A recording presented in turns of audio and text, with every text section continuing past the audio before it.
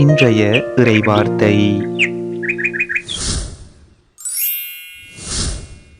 திருத்துதர் பவுல் எபேசியருக்கு எழுதிய திருமுகத்தில் இருந்து வாசகம். சகோதரர் சகோதரிகளே, இனி நீங்கள் அந்நியர் அல்ல, வேற்று நாட்டினரும் அல்ல, இறைமக்கள் சமுதாயத்தின் உடன்குடிமக்கள், கடவுளின் குடும்பத்தை சேர்ந்தவர்கள். திருத்தூதர்கள் இறைவாக்கினர்கள் ஆகியோர்களை அடித்தளமாகவும் கிறிஸ்து இயேசுவையே மூலைக்கல்லாகவும் கொண்டு அமைக்கப்பட்ட கட்டடமாய் இருக்கிறீர்கள். கிறிஸ்துவின் உறவில் கட்டடம் முழுவதும் இசைவாக பொருந்தி ஆண்டவருக்கென்று தூய கோவிலாக வளர்ச்சி பெறுகிறது. நீங்களும் அவரோடு இணைந்து தூய ஆவி வழியாக கடவுளின் உறைவிடமாக கட்டப்பட்டு வருகிறீர்கள்.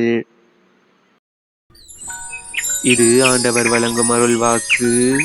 இறைவா, உமக்கு நன்றி.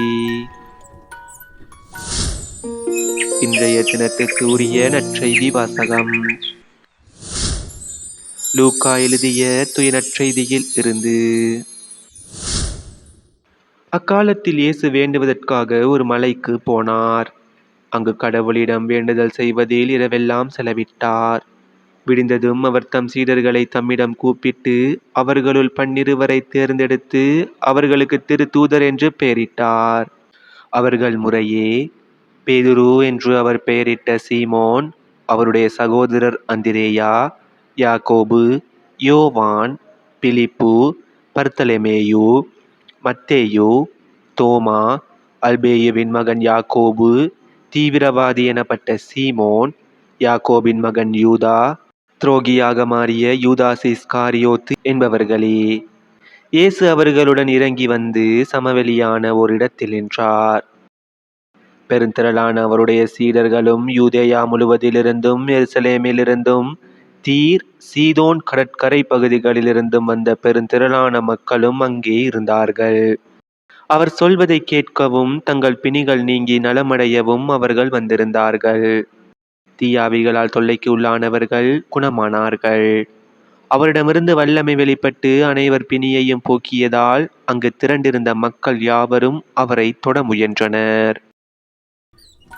இது நம் கிறிஸ்து இயேசு வழங்கும் வாழ்வு தரும் நற்செய்தி. கிறிஸ்துவே, உமக்கு புகழ். இன்றைய தினத்துக்கு உரிய சிந்தனை துளிகள். இன்று திருத்தூதர்களான சீமோன், யூதா ஆகியோரின் விழா.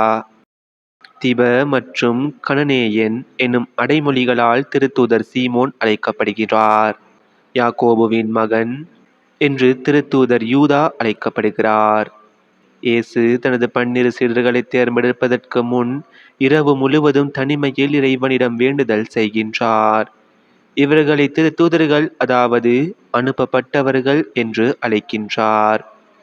தம்முடன் இருக்கவும், நற்செய்தியை பறைசாற்ற அனுப்பப்படவும், குணமளிக்கும் அதிகாரம் கொண்டிருக்கவும் இயேசு திருத்தூதர்களை தேர்ந்தெடுக்கின்றார். இவர்கள் பெற்ற இறைத்தந்தை அனுபவமும் இயேசு அனுபவமும் இவர்களது சீடத்துவத்துக்கான அடித்தளம். இறைத்தந்தையின் விருப்பப்படி செயலாற்றுவதே இவர்களது சீடத்துவத்தின் நோக்கம். இயேசுவின் இறையாட்சி கனவுக்கு செயல் வடிவம் கொடுப்பது இவர்களது சீடத்துவத்திற்கு முன்னால் இருக்கும் முதன்மை பணி. இப்பணியை ஏற்றவர்கள் இழக்க வேண்டியது ஏராளம், சுமக்க வேண்டிய சிலுவைகளும் எண்ணிலடங்கா.